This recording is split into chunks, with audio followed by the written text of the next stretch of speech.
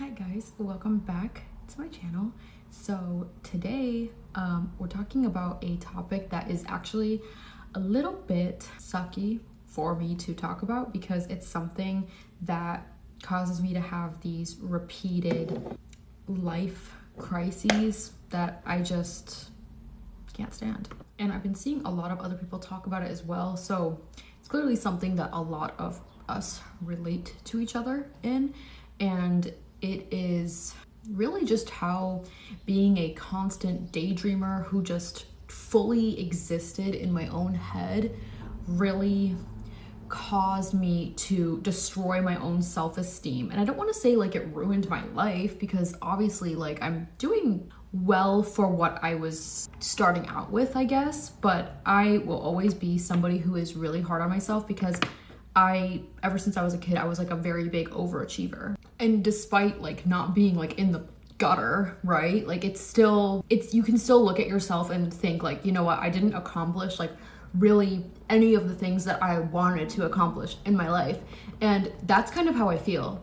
I don't want this all to be super like doom and gloom and just like the most sad thing ever. I will kind of give some tips on like how I kind of improved my self-esteem, how I kind of started to combat that non-stop maladaptive daydreaming. And hopefully there's something in here that could help somebody, even if like you don't want to listen to my tips, even if you kind of just personally relate to my story and you feel seen, you're not alone. I think that even in itself kind of just is reassurance that it's not you, it's so many other people. And I know that doesn't really help in the long run, because other people suffering or other people not doing the things that they wanted to do with their life is not going to suddenly like make all the things that you wanted to do in your life just snap and appear out of nowhere. Sure, but at least, you know, it's a shared experience that it's like you're not crazy for having. Because I will say that personally did kind of help me, because I would tear myself apart. I would wonder like what was wrong with me, because I couldn't do it. I couldn't put my feet to what I was daydreaming about. I couldn't make anything that I wanted to make happen in real life happen. And I realized that it's because in my head, you know, I was a very creative, imaginative child, and I still am to this day. And I noticed that this is something that people who do tend to have like a very big imagination tend to struggle with. And without the right resources or the right pushing or the right help, it's really easy to just kind of stay in those daydreams, because those daydreams are a great place. Like, I'm not even gonna lie, like in those moments when I'm really deep into my daydreams, I am on top of the world. Like, I am an extremely happy person. And it's only when I have like some sort of like reality check that is like, this thing that you're envisioning happening in your head is absolutely not what is happening in real life. And then that's when you sit there and you look at your time spent daydreaming and you realize that you just did something that was like so soul crushing. It sounds silly, but it kind of honestly feels like some sort of like addiction, you know? When I listen to people talk about why are they so hell-bent on drinking to get out of their problems, or even just like binge eating, really anything that is addiction, I feel like this is an addiction. It is, because you feel so good and you don't even realize the harm that comes out of it until the daydream wears off. And the daydream really only wears off when something crazy happens in real life. To kind of get into my personal story, right? So for me, my biggest dream was to be a makeup artist. That was my passion. That was really the only thing that I was just in love with doing, no matter what. And like I said earlier, I was like this like big overachiever, but the problem was I was a big dreamer and I was an overachiever, but the problem is that I wasn't really very good at putting in the work to achieve all of these big dreams that I had. And it's because I was very, like, first of all, I didn't really have any of the resources to get me to where I wanted to be. And my dreams were very different in comparison to what people around me were doing. So I come from a background where people take education and school extremely, extremely seriously, which is great. I would definitely rather come from a family like that in comparison to a family where it was like anti-education. It was just get married quick and have a bunch of babies. I did not come from a family like that. But instead, what ended up happening was there was this very big amount of pressure that was put on me from a very young age to be able to compete with the rest of my family members as academics. And that was very difficult for me because of the fact that I did not grow up in a stable, healthy household. So I would constantly compare what I was going through, how I felt to people around me. And I think for me at that young age is kind of when the obsessive daydreaming started to escape the reality that I was living in. It was very hectic, very toxic, just a lot of pressure. I burnt out. And when you are an obsessive daydreamer like that, and you've already achieved everything that you set out to achieve in your head, why would you want to come back down to a world where you have achieved absolutely nothing? That's how I felt. And so my therapy sessions really to just escape was to retreat to my imaginary world. And it kind of made me so afraid to risk trying to replicate that success or the accomplishments in my head in real life, in fear that things were not going to work out the same way. Because I mean, there's no failure in your head. There's no way. It's your world. You're the main character. You're the star. You can achieve anything you want, even the most unrealistic things. It is realistic in your mind. And so when you have to snap out of it and when you come back and you see what the world is and you're like, dang, oh, like, what if I try and it doesn't work? Okay, so I'm just going to retreat back to my mind where it is working. And there was a time period where I kind of started to wonder, like, if this daydreaming was as bad as I made it seem, solely because I was like genuinely a happier person when I was within that realm of my fantasy. Like, if I was successful in my mind, why would I want to come back here? Why would I want to snap out of it and come back and have to start from scratch? Because that was the other thing, you know, when you have these daydreams, you feel like you fulfilled something. It really does feel like you put in that work. It feels like you've done what you need to do. And so when you come back into reality, it feels like you're restarting. And I did not want that feeling of restarting. I wanted to just come back into a world where all of those things that I wanted to be the reality, it was just already there. But it wasn't. And then I was left to either pick up the pieces or just go back and hide. And 9 times out of 10, I chose to go back and hide, which is why I feel like I'm such a late bloomer in life. I didn't start anything when I had the ideas because I needed things to go exactly like I expected.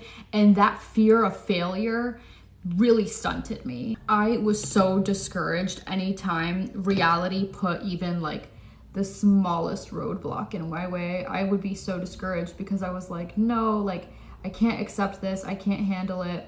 You know, time really does go in the blink of an eye. And then the next thing you know, you watch everybody else around you accomplish all these great things. And then you're just like, what have I really done? All I do is kind of just sit there and envision this great life for myself. And especially I had this other pressure because I really wanted to make my parents proud. I had these dreams of letting my parents like retire and like I would take care of them. And now it's like, I'm almost 30 and that is not the real case scenario. And it really is a hard pill to swallow. And when people would voice their concern and tell me they felt like I was not, you know, pursuing realistic goals and I was not present in reality. It was very hard. I didn't want to listen to it because I was like, yes, I am, I can do it, all while not putting in the work to show people that I could do it. That was really the issue. I don't think there's anything wrong with having really big or unrealistic goals. I think everybody should dream big, but if you're gonna have a dream, act on it. And that is really hard to do when you are somebody who is comfortable existing in your own headspace. I had this invincibility mindset in my brain that failed to translate in real life because I felt so weak and vulnerable in real life, in contrast to how invincible I felt on the inside, which is, I think, why it was so debilitating even thinking about doing anything about my dreams. I hated sayings like, oh, enjoy the journey, it's half the fun, because in my mind, there wasn't supposed to be really much of a journey, or at least the journey was supposed to be very short-lived, and I was supposed to be reaping the benefits of that journey very quickly.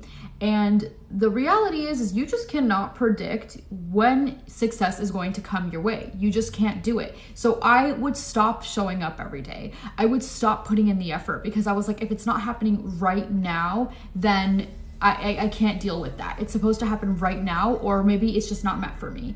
And then I started to get eaten alive by the thoughts of like, is real life only meant for some people? Are only some people going to be able to achieve their goals?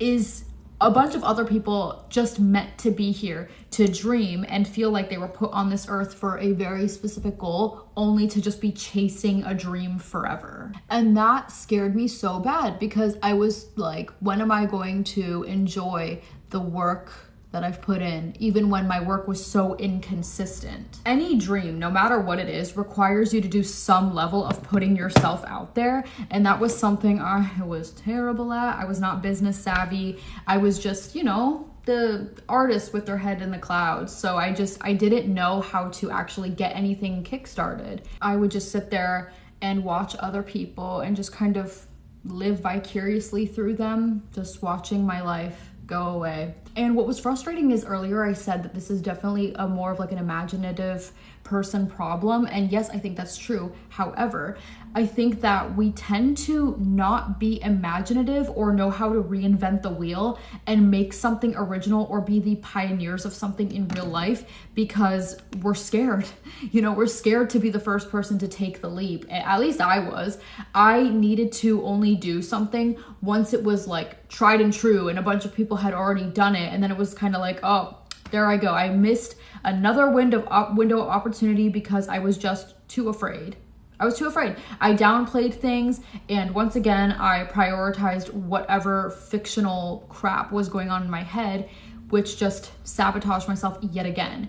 So for me personally, once I just realized, you know what, you really have not accomplished anything. It's time to kind of get your head out of the gutter. I had to be very aware of it. I had to admit it. I mean, you can't fix a problem if you don't admit that you have a problem, right? So I had to come to terms with it. I had to acknowledge that, hey, this is a problem. I feel unfulfilled. I have yet to accomplish anything at all. What am I going to do about this? I decided to go to nursing school. And the reason why I went to nursing school is because I was able to dedicate only 1 year of my life. And also I'm very academically gifted, like not to brag or anything. So for me, I was like, I can go through 1 year continuous of school, no breaks, and then just kind of call it at that. So that way I at least feel like I did something good for real world me.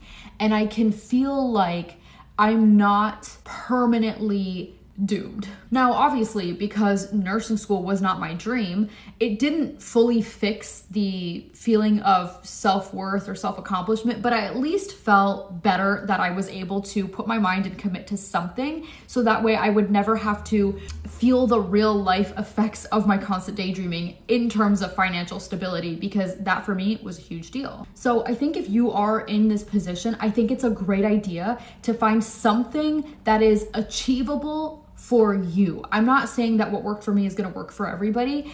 Find something that is real world achievable for you that's going to at least help you feel like, okay, you know what? I did something. I achieved something. It's not easy. It's really hard. It's not fun, but real life is realizing that there are things that you're going to have to do that you don't want to do in order to give yourself a better life. It made me wish I had started that way earlier, even ignoring the fact that it's like, hey, everything happens for a reason. Maybe you would have failed back in the day. You just don't know. Don't be so hard on yourself. But yeah, I do think there comes a time where you can't just keep coddling yourself about constantly being sucked into this daydreaming world. And you have to be like, okay, I have to at least put my mind to something and achieve something, so that way I don't feel like my life was a waste. I feel like I wasted so much time in my life, and even though it's like now I'm doing those things, I'm putting the work and I'm trying to achieve those dreams that I have, I still can't help but feel like, why didn't I do this sooner? Or just like, wow, I wasted too much of my youth on nothing. I would always look at people who didn't have that problem and just wonder what it must be like to be them, and think they just must have life so easy. And I was so jealous. And you know what? I still am. I only really felt understood by people who also had the same problem as I did. And even to this day, I still feel that way. I feel like most of my close friends are the exact same way. And just not enough people talk about maladaptive daydreaming. I just used to be like, oh, it's just me, like I'm just weird, I just can't do it, I'm just unlucky, I'm just cursed, you know, all these like things that, because there was just not enough information about it, I didn't understand it. I didn't understand that this was like low-key like a condition. I don't know if this is like a actual like condition or whatever, but I feel like it is. It really doesn't have to feel like this helpless battle that we've all made it. You can come out of it. It's scary, but you can do it as long as you just become more conscious of how you're spending your time. That's why even like nowadays, it's like I am doing so much work to try to work on my patience, because I know that that's where I struggle. I'm very honest with myself. I'm very blunt about where my weaknesses are and why do I think I have not achieved my goals. And it's because I lack patience. I keep wanting everything right now, not realizing that, hey, great things are not meant to come with no work. You're supposed to work for what you have. And I'm practicing a lot more gratitude and just trying to be very gentle with myself. I'm coming on, I'm showing up every day, even when I don't want to. Like, I was so tired of just sitting there and being like, wow, like everybody's doing like these great things, and then like, look at me. You have to fight for yourself. Nobody's going to come in and hold your hand and be like, oh, I want you to achieve your dream. Like, people aren't going to do that for you. You have to advocate for yourself. You have to want better for yourself. You have to come to your own senses and say, no, I want more. I want my reality to match my imagination, even if it takes a lot of work.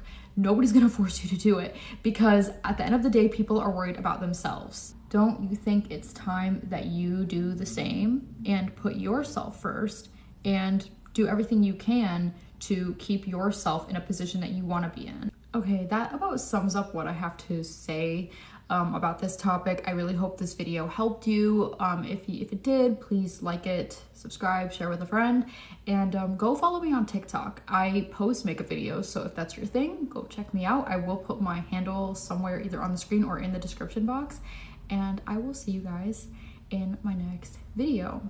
Bye, guys.